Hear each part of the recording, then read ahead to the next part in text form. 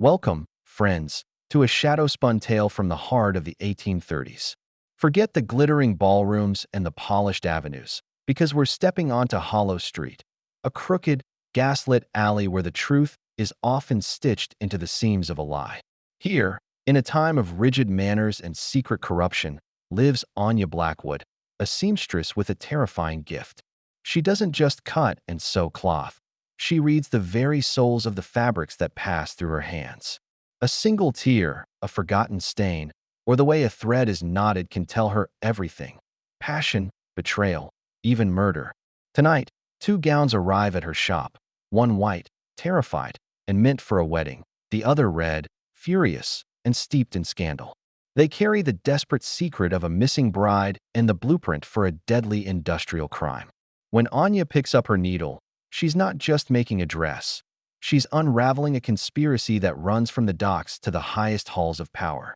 Draw closer, turn down the light, and let the whispers of Hollow Street begin. The year of our Lord 1832 was a year of damp air and whispered fears. The great city, for all its grand avenues and glittering theaters, had its neglected corners. None was more forgotten than Hollow Street. It wasn't marked on the newest city maps, a crooked vein pulsing with the life of the working poor, sandwiched between the booming docks and the elegant, silent homes of the gentry. Here, the gloom seemed to pool, clinging to the grimy brick facades, even on the clearest of afternoons. At the dead center of this forgotten stretch stood a modest shop, Blackwood's Atelier. Above the door, a small, faded sign depicted a needle piercing a heart, an unintentionally morbid crest for a dressmaker.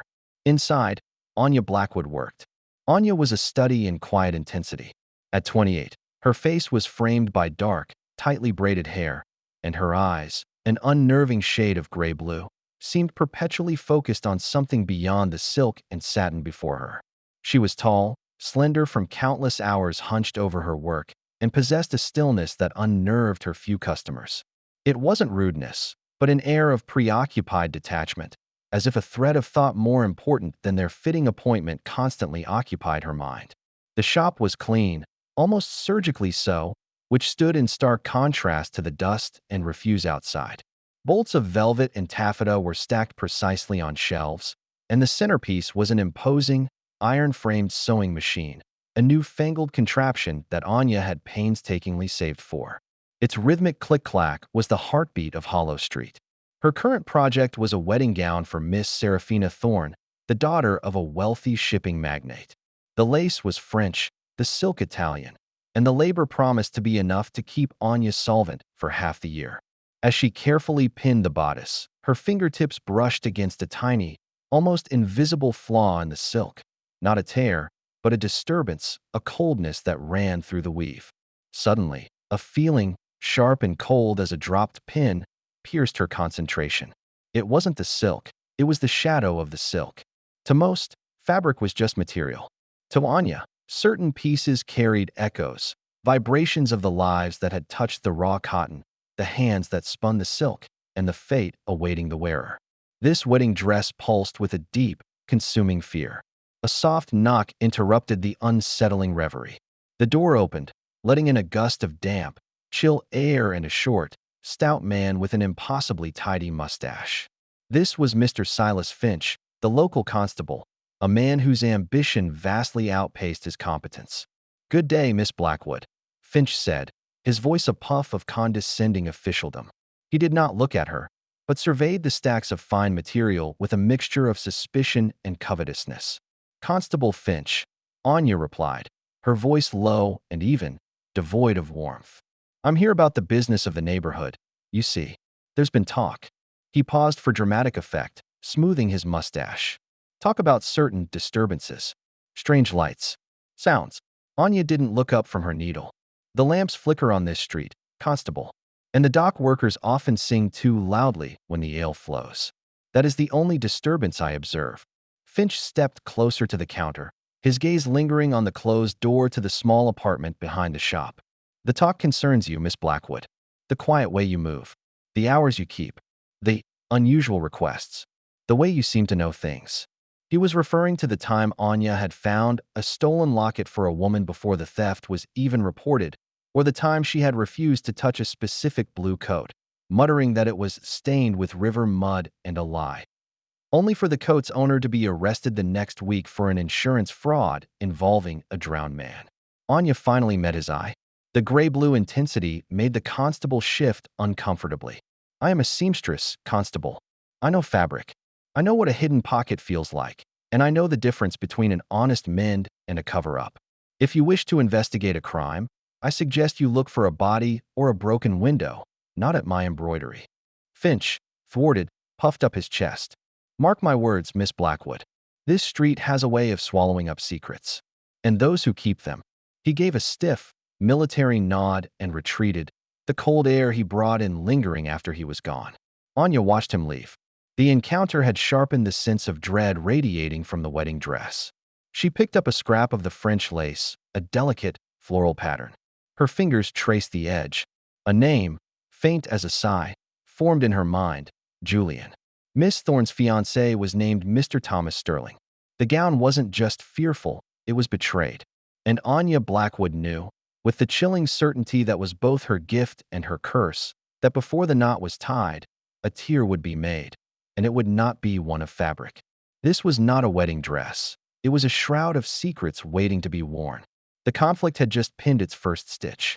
The next morning, the air in Blackwood's atelier felt thick and heavy, a humid oppression that the simple coal fire couldn't dispel. Anya had spent a restless night, the image of the beautiful, terrified wedding gown haunting her.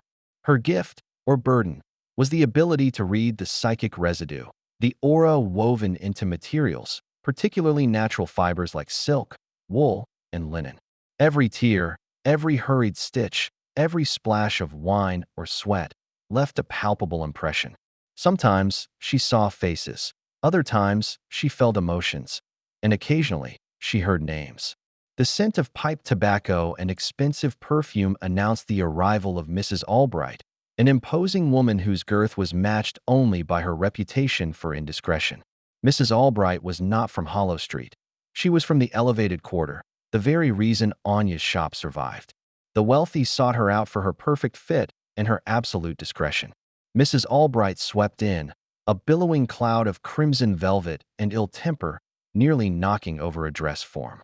Anya, my dear, I need a miracle, and quickly. Anya set aside the wedding gown, covering it carefully with a linen sheet, a futile gesture, as its despair was still a palpable weight in the room. A miracle, Mrs. Albright. A gown. A statement.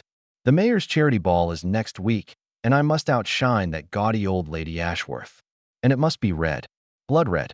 But, she leaned in conspiratorially, her voice dropping to a theatrical whisper. It must be cut so as to appear slimmer. Discreetly, mind you.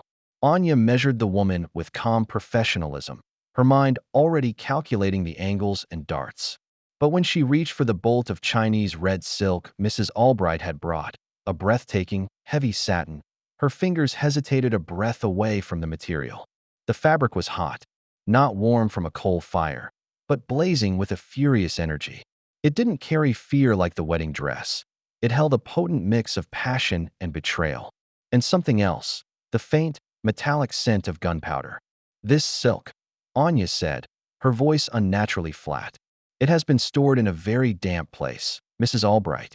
Mrs. Albright laughed, a booming, artificial sound. Good heavens, no? Came straight from the best importer. Why, what an odd thing to say. Anya made herself touch the silk. The images came instantly, flooding her mind like a rush of fever. Not of a lady at a ball, but of a shadowed room, the red silk draped over a mahogany writing desk, and the frantic scrabble of a man's hand trying to sweep papers aside. A heavy, antique pistol lay nearby, and a glint of gold, a wedding band. The energy suggested a secret meeting, a dangerous transaction, a lover's quarrel ending badly. The most jarring detail was the man's face. Lord Ashworth, Lady Ashworth's husband. Anya drew her hand back, her fingertips tingling with the residual heat. Mrs. Albright, oblivious, was already outlining her preference for 3 rows of silk braid. I must be frank, Mrs. Albright, Anya said, choosing her words with extreme care. She couldn't reveal her true sight. That would lead to the asylum, or worse, the gossip of Finch. The weave of this particular bolt, It is unstable. It feels as though it has witnessed great stress. It would not be suitable for the fitted cut you desire. I would recommend a simpler, more robust taffeta. Mrs. Albright's face flushed the same shade as the silk. Unstable? Nonsense. You simply do not wish to work with such a challenging color. I insist on this red, and I insist on your expertise, Anya. I have a reputation to maintain and a debt to collect. A debt to collect. The phrase echoed the transactional nature of the vision Anya had seen. She realized the silk was not just for the ball. It was the chosen uniform for an act of social warfare. Mrs. Albright intended to wear the gown, which had been present at a clandestine meeting with Lord Ashworth, to a party hosted by his wife. It was a spectacular, silent declaration of an affair, a blackmail, or both. Accepting the commission was dangerous. Refusing it was ruinous. Anya needed the money, and defying a woman of Mrs. Albright's influence was professional suicide. Very well, Mrs. Albright. Anya conceded, masking her dread. The red silk it shall be. But please, allow me a week for the bodice alone. The fit must be perfect, given the material's history. Mrs. Albright beamed, satisfied with her perceived victory. As she turned to leave, she caught sight of the linen-covered wedding dress. Ah, Miss Thorne's gown. Exquisite, I hear. Such a shame about her fiancé, isn't it? Mr. Thomas Sterling is a cold fish. All money and no manners. One hears things, you know. Unsavory things. The door closed, leaving Anya alone with the hot, damning silk. She touched the wedding dress again. The word Julian was clearer this time, a plea woven into the lace. Now she had 2 commissions, 2 gowns, both tainted by illicit passion and looming disaster. A wedding dress promising heartbreak, and a ball gown screaming of scandalous ruin. The whispers on Hollow Street were turning into a roar. The arrival of the red silk had ignited a new, unpleasant energy in the atelier, a kind of aggressive heat that countered the cold despair of Miss Thorne's wedding gown. Anya found herself working almost entirely by the pale, nervous light of the gas lamps, preferring the clarity of the evening hours when Hollow Street was mostly silent. 3 days after Mrs. Albright's visit, a new disturbance rattled the glass of the front window. It wasn't Constable Finch, but a boy, barely 10 years old, clutching a small, dirt-caked object in his grubby fist. It was William, the butcher's delivery boy, a perpetually nervous child whose eyes always darted, expecting a cuff or a curse. Miss Blackwood, he stammered, breathless. A message from Mr. Silas Finch. He presented a small, square package, wrapped in cheap brown paper and tied with twine that was meant to look important, but only looked hasty. The package smelled faintly of copper and river water. Anya took it, her fingers instantly registering the cold, sharp presence of the contents. She unwrapped the paper. Inside lay a broken locket, tarnished silver, snapped violently at the hinge. Engraved crudely on the back were the initials, S.T. The constable found it near the docks this morning, William explained, looking around the shop as if expecting a ghost to spring from the fabric bolts. He said he couldn't make out the initials, and he knew. Well, he knew you have a way with delicate things. This was Finch's passive-aggressive way of testing her, of throwing a piece of evidence at her to see what unusual knowledge she might volunteer. He wanted her to solve the mystery for him, but without admitting he needed her gift. Anya turned the locket over in her palm. It radiated a profound, chilling sorrow. When she focused, the sensation was overwhelming. A rapid, sickening drop, the muffled roar of the river, and the absolute panic of a sudden, forced submersion. The locket was not lost. It was discarded, torn from its owner's neck in a struggle. She ran her thumb across the initials. S.T. Seraphina Thorne. The bride-to-be. A knot of ice formed in Anya's stomach. The locket was broken, suggesting violence. It was near the docks, suggesting a final, desperate act. And the initials matched the name on the terror-stricken wedding dress currently resting under a sheet nearby. Tell Constable Finch, Anya said, her voice steady despite the adrenaline rush, that the locket belongs to Miss Seraphina Thorne. It was a gift from a childhood friend, a boy named Julian. Tell him also that the clasp was broken not by a fall, but by a sharp pull, the kind of pull one makes when trying to stop someone from running away. William's eyes went wide. He didn't question how she knew the friend's name. No one in Hollow Street questioned Anya Blackwood. And tell him to check the docks, specifically the warehouse near the old salt works. Tell him to look for a dark green shawl caught in the pilings. It has a tear near the hem, a tear I mended 3 months ago. The boy nodded frantically and bolted out the door, the urgency in Anya's tone finally overcoming his fear of her. Anya sank onto her stool, the broken locket heavy in her hand. She was now deeply involved. She had given Finch too much. She had confirmed his suspicions about her knowing things and had potentially saved, or doomed, Miss Thorne. If Seraphina Thorne was missing, or worse, and this locket was the only trace, then her fiancé, Thomas Sterling, would become the prime suspect. The same Thomas Sterling whose marriage was fueling the fear in the wedding gown. Suddenly, the red silk of Mrs. Albright's dress caught her eye. It was draped over the dress form, half-pinned. It looked like a crimson ghost. Lord Ashworth, Mrs. Albright's scandalous affair, and the implied blackmail. Mrs. Albright was a woman who trafficked in secrets and ruin. Could she be involved in Seraphina Thorne's disappearance, perhaps to settle a different, hidden debt with Mr. Thorne, Seraphina's powerful father? Anya picked up the needle, but her hands shook too much to sew. She went to the window and looked out at the street. The gas lamps cast long, sickly yellow shadows. This time, the street felt not just forgotten, but actively watching. She had moved past observation and into action. The threads of the Thorne tragedy, the Albright scandal, and the petty ambition of Constable Finch were all pulling taut, centered on her little shop. She was the one holding the needle, and she knew the next stitch she took would decide the pattern of their lives, and perhaps her own survival on Hollow Street. The afternoon following the locket's discovery was tense. Hollow Street, usually buzzing with the mundane activity of a working-class neighborhood, felt muted, holding its breath. The news of Miss Seraphina Thorne's disappearance, still unconfirmed by the official gazette but spreading rapidly through whispers, had reached even the forgotten corners of the city. Anya was busy with the red silk, the furious energy of the fabric making her hands tremble with a mixture of excitement and dread. She was meticulously stitching the hidden darts that would give Mrs. Albright her desired, impossible silhouette. The need to understand the silk's history and its future was almost compulsive. The chime above the door announced a visitor, and Anya looked up to see a man who perfectly embodied the word polished. This was Mr. Thomas Sterling, the betrothed. He was impeccably dressed in a tailored, dark gray suit, his boots shining, his demeanor one of controlled, chilly competence. He was handsome, in a severe, joyless way, with eyes that assessed everything as an asset or a liability. "Miss Blackwood," he said, his voice a low, gravelly monotone, a sound that lacked any real human warmth. "Thomas Sterling, I have come regarding Seraphina's gown." Anya rose, gesturing towards a chair, but he remained standing. He seemed too fastidious to sit on a chair in Hollow Street. "The gown is nearly complete, Mr. Sterling.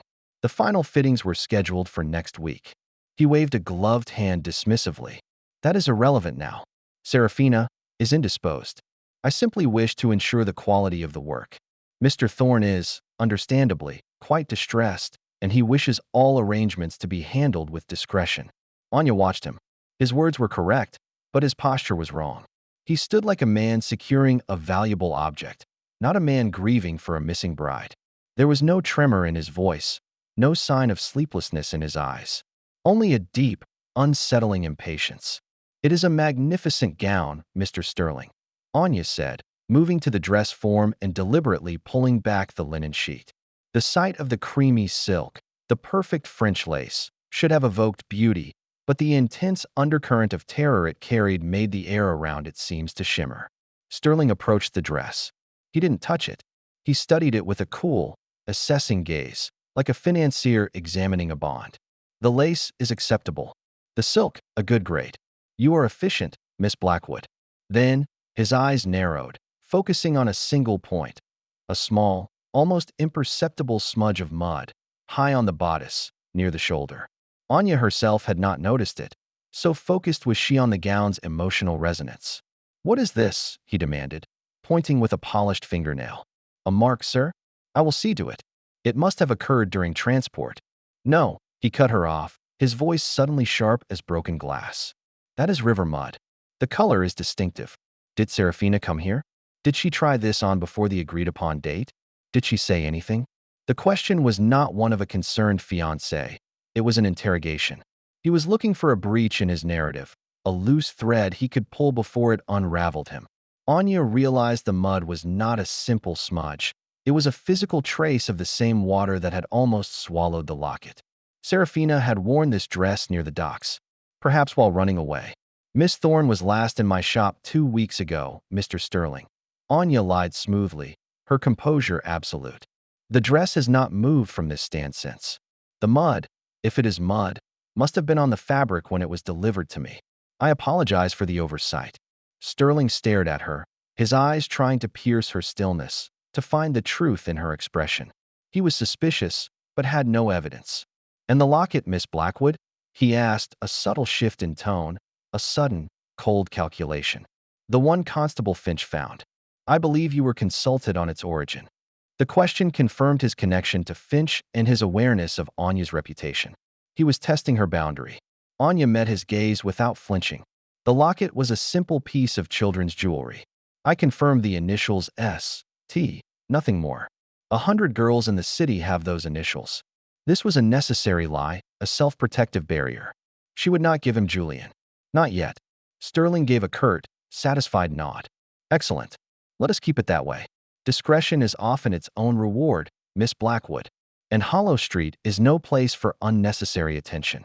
It was a threat, delivered with the politeness of an invitation. As he turned to leave, his coat, an exceptionally fine wool, brushed against the red silk on the dress form. Anya watched, a tiny shiver of premonition running down her spine. The red silk seemed to flare, and the heavy wool coat, for a brief, horrible second, appeared to darken, a flash of shared, illicit history passing between the two fabrics. Sterling left, the silence he left behind louder than his presence. Anya was left with 3 powerful truths. Sterling was hiding something vast and terrible. The wedding dress was stained with the truth of Serafina's escape, and the red silk, the dress of scandalous confrontation, was somehow dangerously connected to Thomas Sterling's secret life. The knot of the mystery had just been tightened, with Mr. Sterling's polished hand on the rope.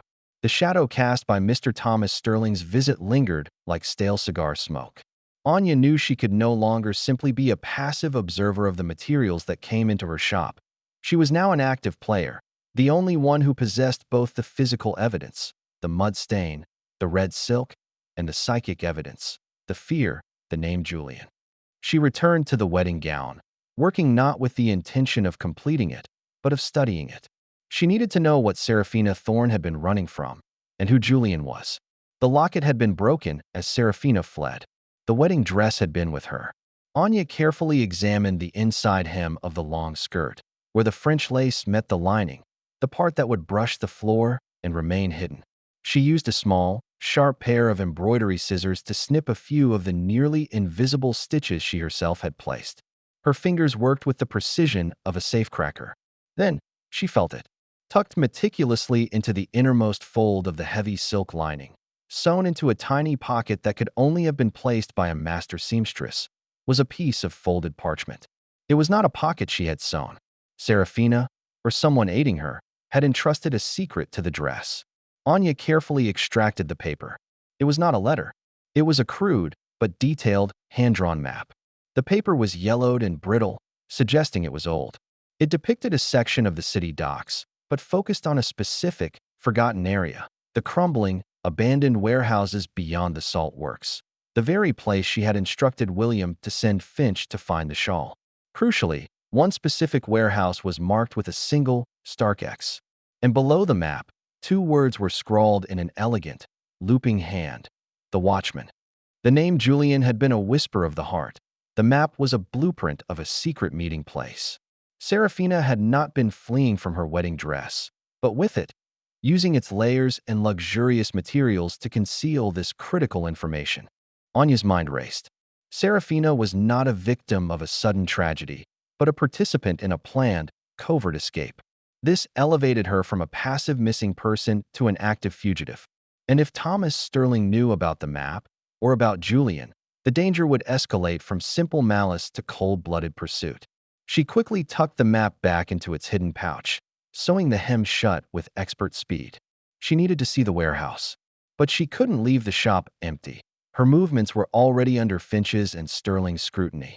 A gentle rap on the back door, the one leading to her small, private courtyard, made her freeze. It was too soft for a customer, too hesitant for a delivery. Anya slid the small, rusty bolt and pulled the door open a crack. Standing in the cold twilight was a young man, rain-soaked and pale, wearing a worn, threadbare student's coat. He looked exhausted, haunted, and terribly familiar. "Miss Blackwood? I saw the butcher's boy. He told Finch about the locket. About Julian." Anya didn't need to ask who he was. The intensity in his eyes, the immediate mention of the name, the palpable despair clinging to his damp coat, it all screamed the truth. "You are Julian," Anya stated, not as a question, but a fact. "Julian Shaw." He nodded, a single, sharp motion. "Serafina is in danger, Miss Blackwood. The dress, the last fitting. We planned to use the occasion. She wanted me to have this." He held out a small, tightly rolled piece of thick linen, which had been folded and secured with a single, silver safety pin. Anya recognized the material instantly. It was a piece of the wedding dress lining, carefully excised from an inner seam. She reached for it. As her fingers brushed the linen, the aura hit her with a violent jolt. Not only Serafina's fear, but a fresh, sharp injection of panic and the acrid smell of burning wood. "What is this?" Anya demanded, pulling him inside quickly and bolting the door. "It's a sample," Julian whispered, his voice cracking. "A sample of the chemical dye they used in the silk. Sterling's business, the shipping firm, it's a front. He's running an illegal dye operation in those warehouses." Serafina found the ledger. She cut this sample, proof that he's poisoning the river with the runoff. The map leads to the ledger, the only hard evidence. And the Watchman? That's the name of the chemical. The dye itself. It glows faintly in the dark, a noxious green. Anya felt the cold certainty of the true conflict solidify. This wasn't a love triangle. It was a high-stakes confrontation between a brutal industrial criminal and the woman he was trying to silence. The wedding was a beautiful cage. The red silk and Mrs. Albright were part of the vast network of Sterling's illicit transactions. The fate of Serafina Thorne, and potentially the whole lower district, rested on the hidden truths in the fabric. The final stitch had been set. Now, the unpicking must begin. The small piece of wedding dress lining, secured by Julian, felt cold and oily in Anya's hand. It was proof, both tangible and felt, of a massive crime. The noxious green dye, the Watchman, was poisoning the river, and Thomas Sterling was the architect. "We must go to Constable Finch," Anya said, her voice taut with urgency. "With the map, the locket, and this sample." Julian, who was hunched over, shaking slightly from the cold and stress, shook his head vehemently. "No. Finch is a fool, Miss Blackwood. And Sterling. Sterling has eyes everywhere, especially on those who hold office. My own father tried to expose him. He lost everything." Julian ran a hand through his damp hair. Serafina planned for this. She knew if she vanished, Sterling would try to bury the truth, not search for her. She knew I could never get inside the docks alone. "Then why bring the sample to me?" Anya asked, gesturing around her modest shop, a haven of silk and lace. "Because you are the seamstress of Hollow Street," Julian replied, looking directly at her with a desperate intensity. "You notice the tiny things others miss. The thread, the hidden stitch. And Sterling fears you. He threatened you, didn't he? He knows your reputation for knowing the things no one tells you." Anya remembered the icy thread in Sterling's tone, the way his fine wool coat had seemed to absorb the venom of the red silk. Julian was right. Sterling hadn't just come for the dress. He had come to gauge her level of knowledge, to see if she was a threat. She spread the crude map on her cutting table, its lines stark and incriminating. "The ledger is in that warehouse, the one marked with an X. We need to retrieve it. That is the only way to save Serafina and expose Sterling." Julian's face was etched with apprehension. "The docks are treacherous at night, and Sterling has men guarding that entire area. Dock workers loyal to him. They are ruthless." Anya looked from the map to the two gowns that dominated her shop. The wedding dress, white and terrified, holding Serafina's plea. The ball gown, red and furious, steeped in Sterling's illicit world of blackmail and power. She was caught between them. I cannot go myself, Anya admitted. My absence would be noted instantly by Finch, and likely by Sterling. But you cannot go alone. You need someone who knows the alleys, someone who moves in the shadows, someone who can slip past the obvious guards. She thought of the people on Hollow Street.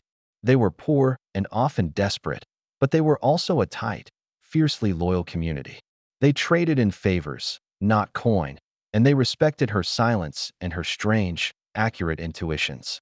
I know a man, Anya decided, turning to a high shelf where she kept an antique, beautifully carved wooden box, not for threads, but for favors repaid. A retired dock worker named Silas. He runs the local newspaper stand now, but he was a key organizer on the docks before his health failed. He knows every shadow, every broken floorboard, and every man Sterling employs. She pulled down the box and retrieved a small, bronze ship's wheel, slightly tarnished. This was the signal. You will go to Silas, Julian. Show him this, and tell him Anya Blackwood sends him a lost cargo. That is the code. Tell him the cargo is a book in the third warehouse past the salt works, marked with an X. He will know the danger. He will guide you. As she handed Julian the bronze wheel, her fingers brushed his coat again, and this time, the feeling was clearer, a sense of profound, shared guilt. Julian was hiding something more than just Seraphina's plan. Julian, Anya pressed gently, her gray-blue eyes pinning him. Seraphina mentioned Julian. Was she leaving Sterling for you? Is this a matter of the heart as well as the law? Julian hesitated, his eyes dropping to the wooden floor.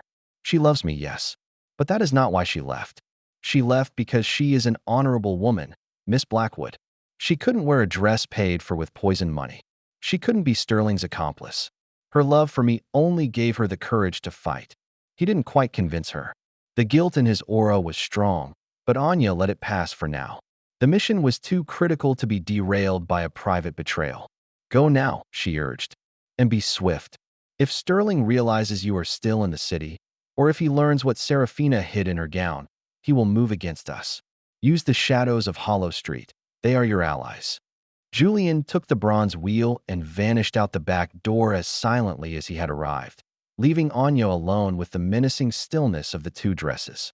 The game was no longer a matter of interpreting fabric. It was a race against a powerful, heartless man. The quiet seamstress of Hollow Street was now dispatching agents into the city's darkness. The night following Julian's departure was one of relentless work and mounting anxiety. Anya worked on Mrs. Albright's red silk, the furious energy of the fabric fueling her needle. She was not just sewing. She was physically engaging with the environment of Thomas Sterling's corruption. As she completed the final seams of the bodice, she was struck by the gown's raw power. It was magnificent, scandalous, and utterly dangerous. It was a perfect piece of camouflage, a tool of social aggression meant to humiliate Lady Ashworth and remind Lord Ashworth of his indiscretion. At midday, Mrs. Albright reappeared, an hour earlier than her appointment, accompanied by a petite, mousy woman who carried a large, ominous-looking hatbox. Anya, I couldn't wait. Mrs. Albright boomed, shedding her first stole. I simply must see the bodice. Tomorrow is the fitting, but my nerves demand reassurance today. Anya led her to the dress form. The red silk was flawless, hugging the curves perfectly. Mrs. Albright gasped, not in pleasure, but in a kind of greedy satisfaction. It is perfection, Anya. You have outdone yourself. It is exactly the shade of triumph. As Mrs. Albright postured in front of a mirror, admiring the potential of the garment, Anya watched the little assistant. The assistant, whose name was Mabel, was nervously adjusting the lace cuffs on her own drab dress. When Mrs. Albright turned away, Mabel's eyes shot to the linen-covered wedding gown, and a flash of raw, protective sympathy crossed her face. This was Anya's chance. She had no time for subtlety. Mabel, Anya said quietly, loud enough only for the assistant to hear. The linen on the wedding dress seems to have shifted. Could you please adjust it so the light doesn't touch the silk? Mabel, startled but obliging, went to the wedding dress. As she smoothed the linen, Anya quickly moved toward Mrs. Albright, ostensibly to adjust a loose thread on the red bodice. Mrs. Albright, Anya murmured, so low it was swallowed by the rustle of the velvet curtains. I finished the inner pocket. It is ready for the paper. Mrs. Albright froze, her smile dissolving. The inner pocket Anya referred to was a specific, reinforced pocket requested for holding a small flask of cordial or perhaps a tiny, ornamental fan. But Anya's words were code for the information the dress was meant to contain or represent. I don't know what you mean, Anya, Mrs. Albright hissed, her eyes darting nervously toward Mabel, who was still adjusting the linen. The paper, Mrs. Albright. The one Lord Ashworth signed. The one regarding the salt works lease that Mr. Sterling arranged. The dress knows where the papers are kept. Anya pressed a pin into the seam near the woman's shoulder, a sharp, physical punctuation. You paid for this silk with the promise of that leverage. I can feel the contract in the weave. Mrs. Albright grabbed Anya's wrist, her strength surprising. You stick to your stitches, girl. You know nothing of my affairs. I know that Mr. Sterling arranged the salt works transaction and that he is poisoning the river for his dye operations. Anya countered, her voice dropping to an icy whisper that cut through the silence. I know Seraphina Thorne knew it, and that is why she fled. And I know your red silk was present at the meeting where Lord Ashworth traded his silence for your affections. Mrs. Albright's face went chalk white beneath her rouge. She released Anya's wrist and stumbled back. My, how audacious, Miss Blackwood. You spin quite the yarn. The warp and weft of the truth is stronger than the lie, Mrs. Albright. Now listen. Julian Shaw is trying to expose Sterling. Seraphina is hiding, protecting the ledger that will ruin Sterling and you. I can tell you where the ledger is. But you must tell me where Seraphina is. You were close to the Thorne family. You know the secrets of their summer estate, the place only a trusted few would use to hide. Mrs. Albright, trapped, looked at the damning red silk, then at the innocent white wedding dress. Her ambition warred with a sudden, potent flash of fear for her own skin. Sterling would not hesitate to sacrifice an accomplice. The Thorne family's folly, Mrs. Albright whispered, defeated. A small, ruined gazebo by the estuary. They called it the Moon Garden. Only Seraphina and her late mother knew the true entrance. It's a subterranean passage. Anya's breath caught. Why the Moon Garden? Because it's close to the river, Anya. Seraphina was always strangely obsessed with the water. And it is close to the docks. She was waiting for someone. Julian, Anya concluded. She had Seraphina's location. One more thing, Mrs. Albright added, regaining a sliver of her former composure, but now with a chilling edge of self-preservation. If Sterling falls, I want that ledger. The one Julian seeks. It details the true value of the saltworks property. It is my only chance to survive his ruin. The confrontation ended with a strained silence.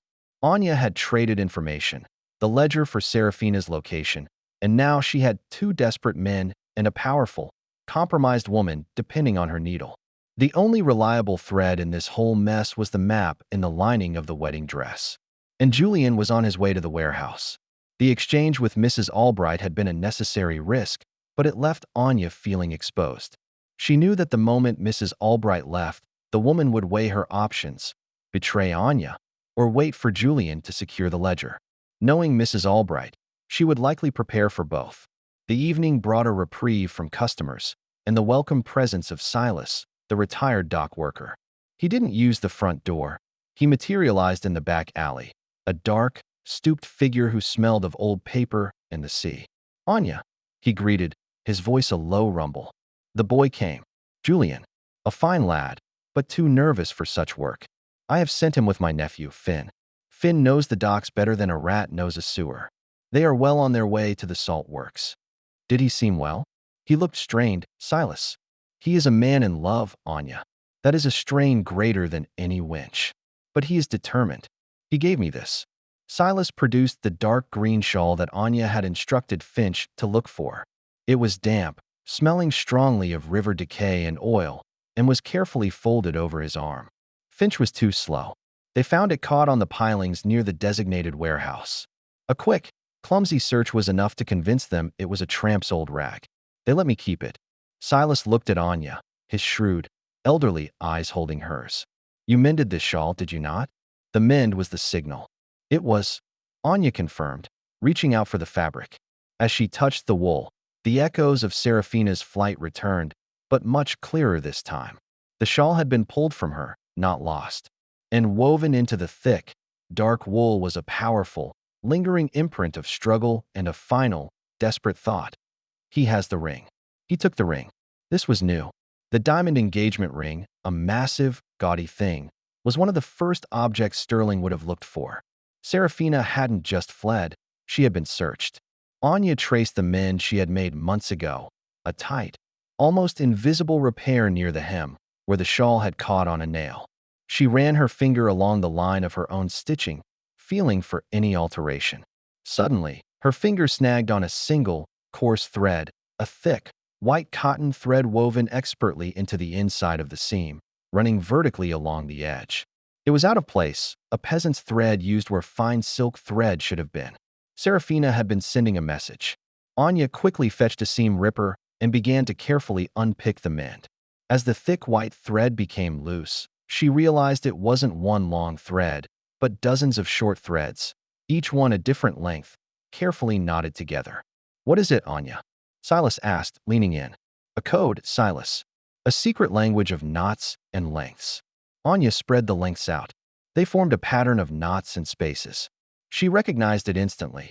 It was a form of maritime flag semaphore, but translated into thread lengths and knots, a common, simple cipher used by sailors who wanted to send messages without revealing them to the officers. Working quickly, Anya read the knots. The message was short and agonizingly clear. "Hiding. Moon Garden. Sterling has key. And to my father."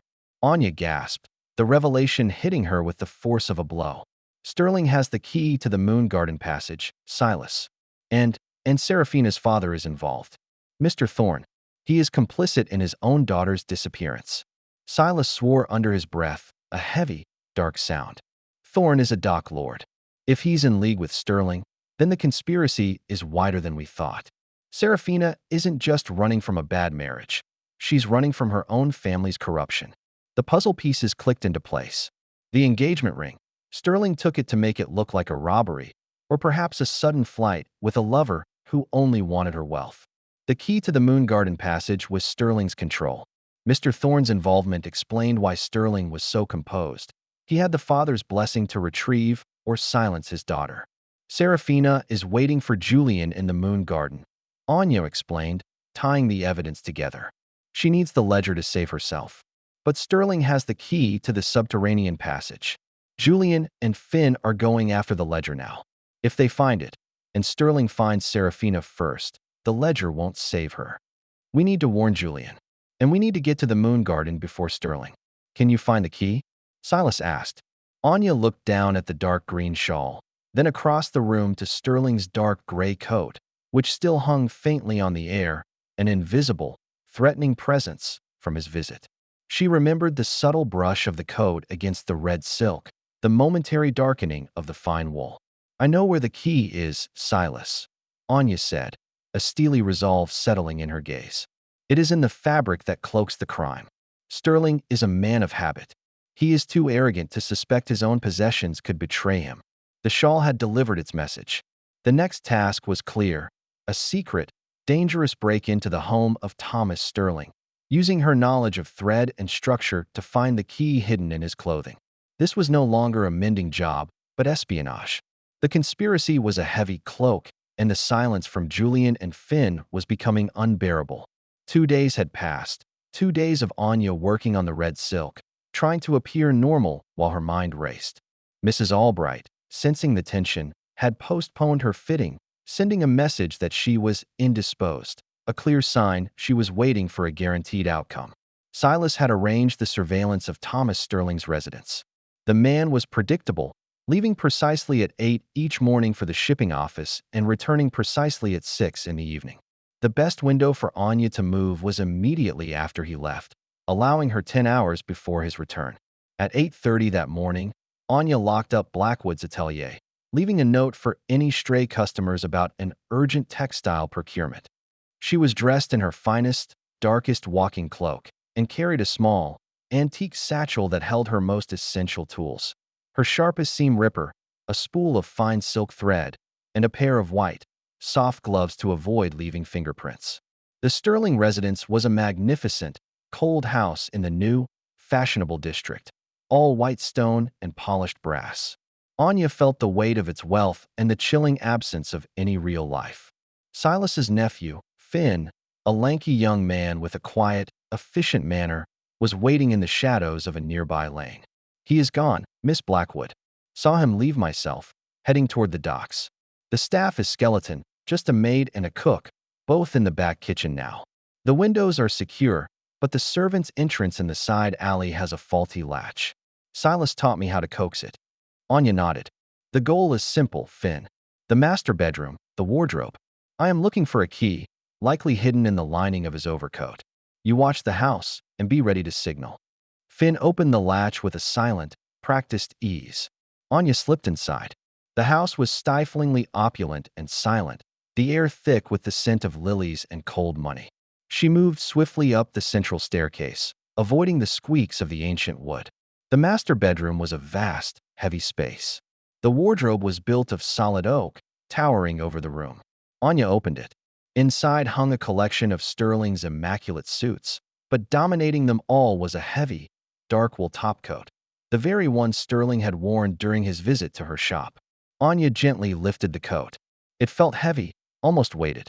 The aura radiating from the wool was a potent mix of arrogance, dominance, and a specific, metallic scent of the Watchman dye residue. Clear evidence he worked directly in the polluted warehouses. She ran her hands over the coat, seeking a telltale stiffness or an unusual seam. Sterling would not trust a lockbox.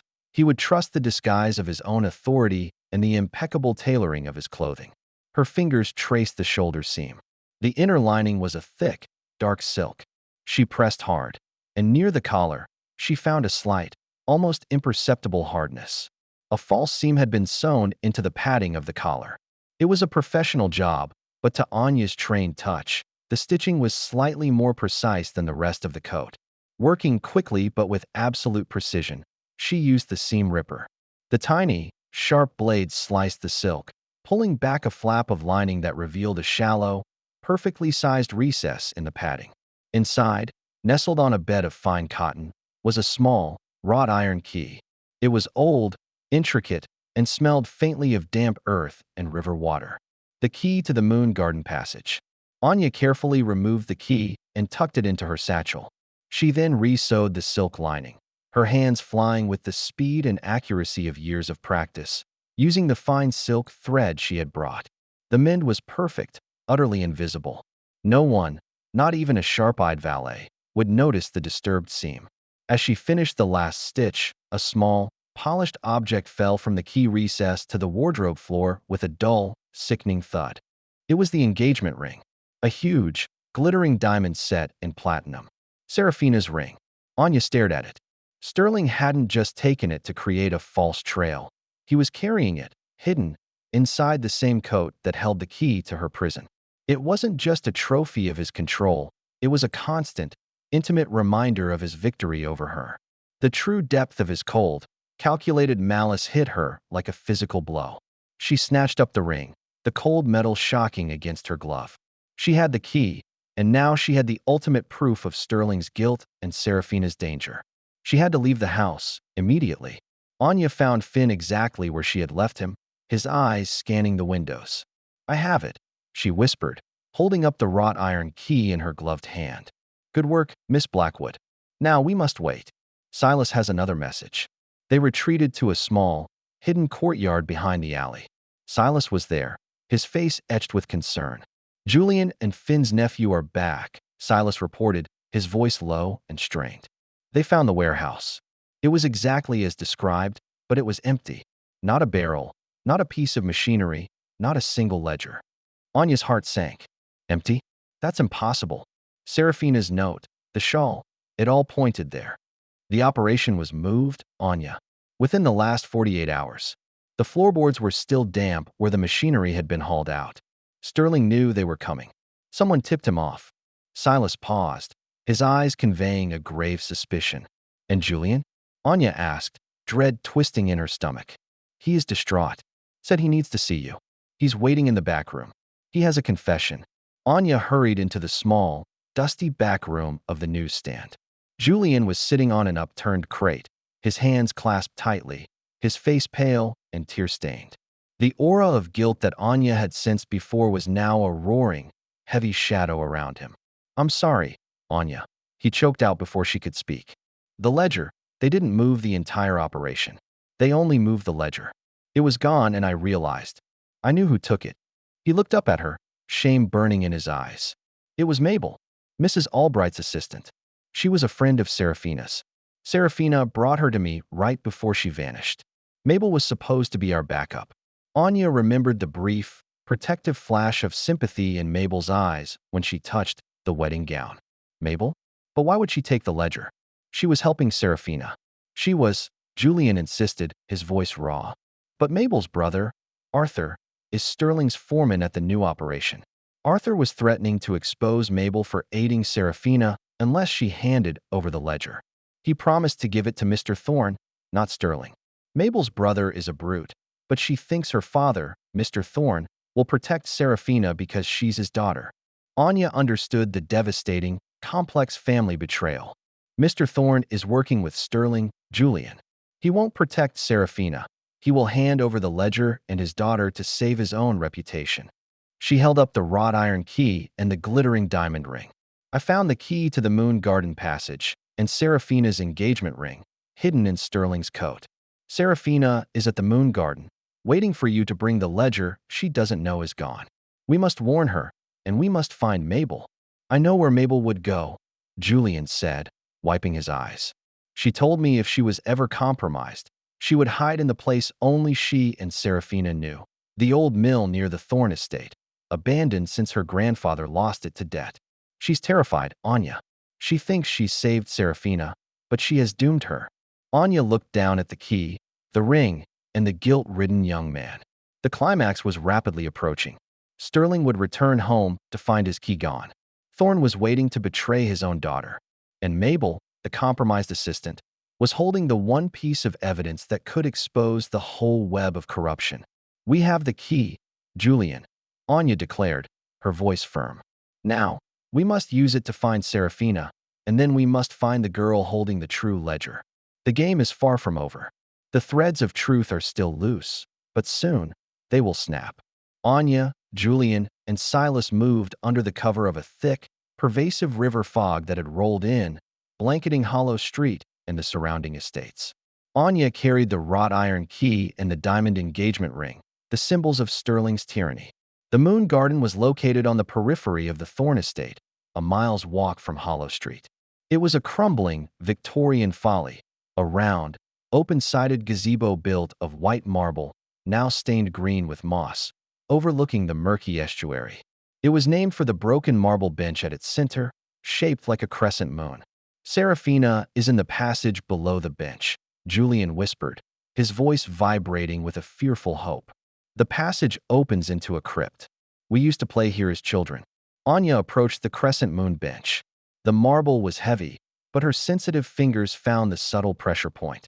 Julian placed his hands on the spot, and together, they pushed down hard. With a loud, grinding thud, a slab of marble slid aside, revealing a dark, narrow opening and a flight of uneven stone steps descending into the damp earth. The air that rushed up smelled of cold stone, brackish water, and stale earth. "Wait," Anya commanded, pulling Julian back. She could feel the aura of the space, a suffocating mix of relief, cold dread, and profound weariness. Seraphina was there, but she was exhausted and nearly broken. Silas stayed above, concealed by the fog, acting as a lookout. Anya took a small, protective lamp from her satchel and, with Julian following closely, descended into the passage. The crypt below was small and circular. In the center, huddled against the wall, was Seraphina Thorne. Her magnificent white wedding gown, the one Anya had worked on, was now hopelessly soiled, torn at the hem, and stained with river mud. She looked like a drowned porcelain doll, her face thin and ghostly. "Julian," Seraphina cried, her voice weak but laced with intense relief. She struggled to her feet. Julian rushed to her, embracing her fiercely. "You're safe. I'm here. I'm so sorry, Seraphina. I didn't know your father." "Hush," she interrupted, pulling back, her eyes wide with lingering terror. She glanced at Anya. "You're the seamstress. You mended my shawl. I came to bring you out, Anya said, holding up the wrought iron key. And to tell you that the ledger is gone. Mabel took it. Serafina paled further. Mabel? Oh no. She thinks she's doing the right thing. My father convinced her. He must have told her he was protecting me from Thomas. We need to leave now? Sterling knows the key is gone. He will come here first, Julian urged. Suddenly, a loud, sharp crack echoed from the surface, the sound of wood splintering. They're here, Anya whispered, extinguishing the lamp. Sterling has found the entry, and he's breaking in the rest of the way. They heard voices, muffled and angry, shouting orders. Serafina, we have to go now. Where is the other exit? Anya asked. There isn't one, Serafina whimpered. It's a dead end. I was waiting for Julian to come back with the evidence. Then we make an exit, Anya declared, looking at the damp, ancient stone of the crypt. The air itself was growing colder, the sense of dread intensifying. The key, Anya realized, looking at the heavy iron object in her hand. It's too large for a simple lock. Serafina, the key unlocks more than just the passage. It unlocks the secret of this crypt. She pressed the key against the wall opposite the entrance, where the stone looked older, almost melted into the earth. The moment the iron touched the stone, Anya felt a subtle, vibrating shift in the atmosphere, a faint echo of a different kind of thread. This was not a seam, but a fault line. This wall is weaker than the others, Anya explained. It was built over an ancient drainage culvert for the river. We have to break through, or we die here. The weight of the wedding gown's fear was now justified. The white silk of the dress felt like a magnet, drawing the danger directly to them. The marble slab above them groaned, and heavy footsteps sounded on the stone steps. They were running out of time. They're coming down. 2 of them, maybe 3. Julian shouted. The bench mechanism won't hold for long. We have to break the wall now, Anya urged. She handed Julian the wrought iron key. Use the heavy end. Smash the area where the key touched the stone.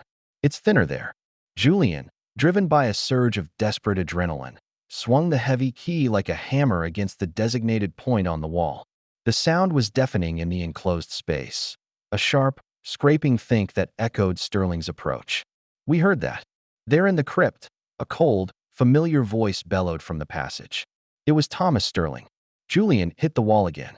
The stone cracked, revealing the wet, dark red clay and loose shale behind it. Serafina started to weep silently, muffling the sound against the ruined silk of her dress. We'll smoke you out, Serafina. We know you have the ledger. Sterling's voice was closer now. He doesn't know it's gone, Anya hissed. He thinks she has it.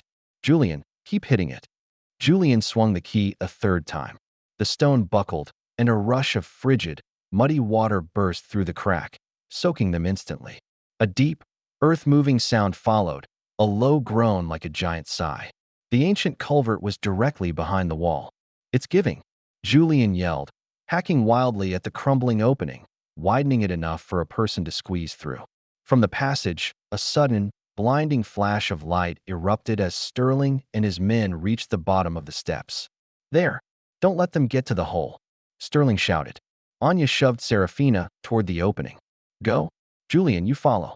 As Serafina, frail and soaked, squeezed into the muddy opening, Sterling Blackwood into the crypt, his face contorted in a mask of furious desperation. He carried a heavy walking stick, its silver knob gleaming in the lamplight. You? The seamstress. Sterling spat, recognizing Anya instantly. You meddling witch. Where's the ledger? I only know what the fabric tells me, Mr. Sterling, Anya said, standing defiantly between him and the hole. And your coat told me that your heart is as black as the dye you peddle. She reached into her satchel and threw the glittering diamond ring at his feet. Serafina is not your prisoner. Your secrets are your own cage. The sight of the ring, his symbol of control, enraged Sterling beyond reason. He raised his heavy stick. Before he could strike, the deep, groaning noise intensified.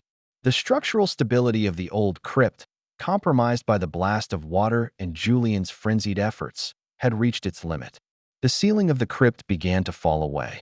A massive section of the marble crescent bench, directly above Sterling, shattered. A huge piece of the broken marble crashed down, striking Sterling's legs with sickening force. He screamed, a high, panicked sound that instantly silenced his men. He was trapped, pinned under the weight of the Moon Garden's folly. The ledger is gone, Sterling. Anya yelled over the crumbling stone and rushing water. Your own network has betrayed you. Julian, having pushed Serafina through, turned back to Anya. Go. Hurry. Anya scrambled through the opening just as the rest of the marble bench, the heavy steps, and the entrance passage collapsed into the crypt, sealing Sterling and his men under tons of stone and mud. The resulting sound was a muffled, earth-shaking roar. Anya and Julian crawled through the tight culvert, the freezing water washing over them, until they burst out into the night air near the estuary, where Silas and a terrified Serafina were waiting. The air was clean, the fog still thick. The threat was buried beneath the earth. Safe, but exhausted and freezing, the trio retreated to the sanctuary of Silas's tiny, cluttered newsstand near Hollow Street. Serafina was wrapped in a rough blanket, sipping hot tea, her shock giving way to a fierce determination. We have to find Mabel, Serafina insisted, clutching her soaked, ruined wedding gown as if it were a shield. She has the ledger, and my father will find her. Anya knew the trail. Mabel's refuge was the old mill near the Thorn estate. Julian, you are too recognizable and too compromised. Silas and I will go. You stay here with Serafina and make sure she stays warm. They moved out, the fog still serving as their protective cover. The old mill was a sprawling, skeletal structure of dark wood and broken glass, perched precariously over a stagnant tributary. It was a place steeped in the grim aura of long-held resentment and financial ruin. As they approached, they saw light flickering from a high, upper window, a single lamp, casting nervous shadows. She's up there, Silas confirmed. But look, he pointed to a hulking, familiar silhouette lurking near the mill's entrance. Mr. Thorn, Anya breathed. Serafina's father. His wealth and respectability had been the final, bitter layer of the conspiracy. He had come to retrieve the ledger and, likely, to silence Mabel. He is alone, Silas noted, but he's blocking the door. We have to draw him out. Anya looked down at her hands, still tingling from the violent energy of the collapse. She had to use her gift one last time, not on fabric, but on the atmosphere itself. I know what motivates him, Silas. The fear of ruin. He doesn't want Sterling exposed. He wants the ledger to save himself from Sterling's creditors. Anya took a deep breath, focusing on the psychic energy of the mill. She touched a decaying wooden post near the bank, focusing on the memory of the place, the noise of the wheel, the crash of the Thorn family's fortunes, the years of silent decay. Then, she spoke, her voice carrying an unnatural projection, riding the stillness of the fog. Mr. Thorn, the watchman die has ruined the river. The mill is finished. The ledger is worthless. Mr. Thorn, startled, spun around. Who's there? Show yourself. This is private property. It is the seamstress of Hollow Street, Mr. Thorn. Anya called out, stepping slightly forward so he could see her shadowy outline. The one who knows you sold your own daughter to a murderer and a poisoner. Sterling is dead, buried under the Moon Garden folly. The authorities will soon unearth him, and the ledger will prove your complicity in his crimes. Thorn staggered back, his composure shattering. You lie? Sterling is invincible. He was going to secure my debts. He is dead, and his secrets are now known. We have the proof. The only way to save yourself is to make a public confession and expose the entire operation. Otherwise, you join him in ruin. Thorn, panicking, looked wildly from Anya's shadow to the lamp flickering in the mill window. He made his choice, to salvage his own skin. He bolted, running away from the mill, leaving the path clear. Anya and Silas rushed into the mill, climbing the winding, groaning wooden stairs. They found Mabel in the highest room, huddled next to the lamp, clutching a thick, leather-bound book, the ledger. Mabel's eyes were wide with terror and regret. I thought I was helping him. He said if I gave him the book, he would save Serafina. Mr. Thorn was lying. Mabel, Anya said gently, taking the ledger from her trembling hands. The book radiated a cold, hard aura of transactional deceit, the absolute truth bound in leather. Serafina is safe. She is with Julian. You have saved her. Now, you must save yourself. With the ledger secured and Mabel's confession taken, Anya, Silas, and Mabel returned to the newsstand. The fog had begun to lift, revealing the pale, sickly yellow of a dawn that promised reckoning. They found Julian and Serafina waiting, wrapped in blankets, their faces alight with a cautious hope. The scene was one of quiet, exhausted victory. "The ledger," Anya announced, placing the heavy book on Silas's worn counter. "It contains the full accounts of the Watchman Die operation and the names of every official Thomas Sterling and Mr. Thorne bribed. This is the end of their power." Serafina gently took the ledger, running her fingers over the cover. The terror she had carried for weeks began to recede, replaced by a quiet, fierce resolve. "I won't let this be covered up," Serafina stated, no longer the terrified girl, but a formidable woman. "My father will be brought to justice. I will ensure that the full truth about the poisoning of the river and the deaths it has caused comes to light." Their victory was short-lived. A brisk, official pounding came from the front door of the newsstand. "Open up. In the name of the law." It was Constable Finch, surrounded by two uniformed officers. The fog had lifted, and so had Anya's cover. Silas, ever the protector, stepped forward. "Good morning, Constable. What brings you to this fine establishment?" Finch, bristling with ill-gotten authority, pushed past him. His eyes locked onto Serafina, the missing bride, and then onto Anya. "There she is, Serafina Thorne. And you, Miss Blackwood. You have been harboring a fugitive and obstructing justice. You will both come with me, and I will need that book on the counter." Finch moved to grab the ledger. Anya moved faster. She snatched the book just as Finch's hand reached for it. "You won't touch this, Constable," Anya said, holding the ledger close. "This book contains the truth. It proves Thomas Sterling was a criminal who corrupted this city, and it contains your name." Finch laughed, a short, nervous bark. "My name? Nonsense. I was investigating him." "You were taking his bribes, Constable," Anya stated, her voice cold and steady. "The ledger details a payment made to CF on the 3rd of every month for discretion and oversight of the salt works area." Finch's face went white.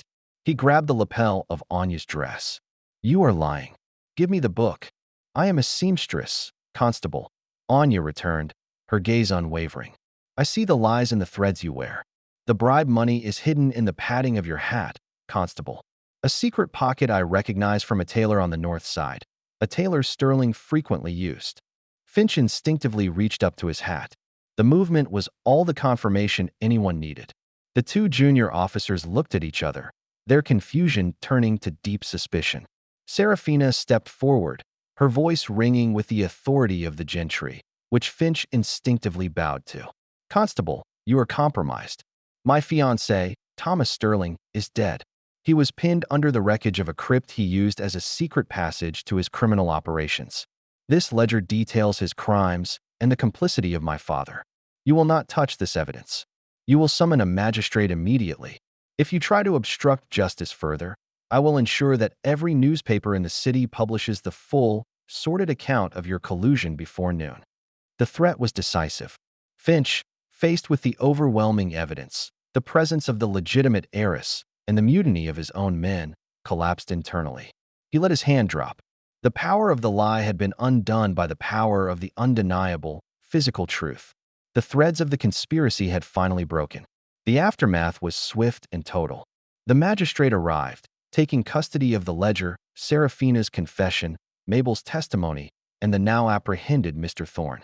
Sterling's body was recovered, the evidence of his crimes literally buried with him. Hollow Street had, in its own quiet way, cleansed a section of the city. A week later, the familiar click-clack of the sewing machine returned to Blackwood's atelier. Anya was not working on a grand gown, but on a simple, sturdy traveling suit for Serafina. The white wedding dress was gone. Serafina had insisted it be burned, releasing the final residue of its fear into the air. Serafina sat quietly, watching Anya work. Julian was outside, speaking with Silas about passage on a ship heading to the new colonies, a chance for a fresh start. "I won't go through with this confession alone, Anya," Serafina said softly. "It's too much to face. The papers, the trial, the humiliation of my father." Anya didn't look up from her stitching. "Courage is not the absence of fear, Miss Thorne, but the decision that something else is more important. Your courage has already saved this city from Sterling's pollution. You are stronger than your father, and stronger than Thomas ever was. Serafina smiled, a genuine, sad smile. And what about you, Anya Blackwood? When will you mend your own life? You risked everything for me. You are a truly extraordinary woman. I am a seamstress, Anya replied, finally meeting Serafina's gaze. My work is mending what is torn, Miss Thorne. That is all. No, Serafina insisted. You are a visionary. You see the truth woven into the fabric of people's lives. You are the only honest person I have ever known. Serafina paused, then reached into the pocket of her new suit. She pulled out the wrought iron key and the small, bronze ship's wheel. Julian is leaving the key with you. It is the key to the crypt. It will be sealed, but Julian said you might need it for safekeeping. And this, she held out the ship's wheel, is for Silas. And for you. It's a symbol of the course you charted for us. Anya accepted the key. It was cold, heavy, and silent now. It no longer represented a prison, but a passage to freedom. The door chime signaled a customer. It was Mrs. Albright, dressed in a somber gray traveling suit, not the furious red silk. She looked diminished, her bravado replaced by a weary resignation. Anya, she said, her voice thin. The mayor's ball has been postponed. I won't need the red gown. I'm leaving the city. The scandal, it is everywhere. She offered Anya a purse of gold, a generous payment for the unused commission. Keep the silk. Burn it, I don't care. And thank you. You were right. You should stick to your stitches, but you should never stop seeing the truth beneath the surface.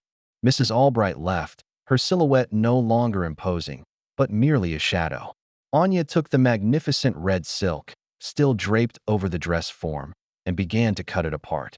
Not with anger, but with a quiet, ritualistic finality. She felt the last echoes of Sterling's depravity fade as the fabric was reduced to pieces. Later, as the sun set over Hollow Street, painting the brick a tired, burnt orange, Anya stood by her window. She felt the quiet satisfaction of a difficult mend. The physical damage to the city was vast, but the moral fabric had been strengthened. She had stitched together the unraveling lives of a fugitive, an innocent boy, and a compromised assistant. Anya Blackwood, the seamstress of Hollow Street, was alone again.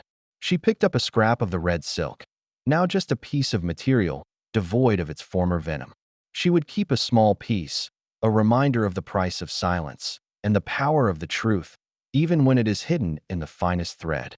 She had mended the great tear in their lives, but the work of a seamstress is never truly finished. The night would bring new fabrics, new clients, and new, untold secrets. And there, beneath the faint glow of the gaslight on Hollow Street, Anya Blackwood remains, the quiet sentinel who mended more than just fabric that week. She stitched justice into the world, one thread at a time. The powerful lie of Thomas Sterling was undone, the desperate flight of Serafina found its freedom, and the moral stain on the city was momentarily lifted. But secrets, like fine silk, are never truly gone. They simply await a new design. Anya proved that the greatest truths are often hidden in the smallest details. It makes you wonder, doesn't it? What secrets might be stitched into the fabric of your own life, waiting for the right person to notice. If you were captivated by the shadows and suspense of Hollow Street, don't let the story end here. Like this video, subscribe to the channel for more immersive audio tales, and share this story with anyone who loves a good historical mystery. Until the next whisper, keep a close eye on your own seams.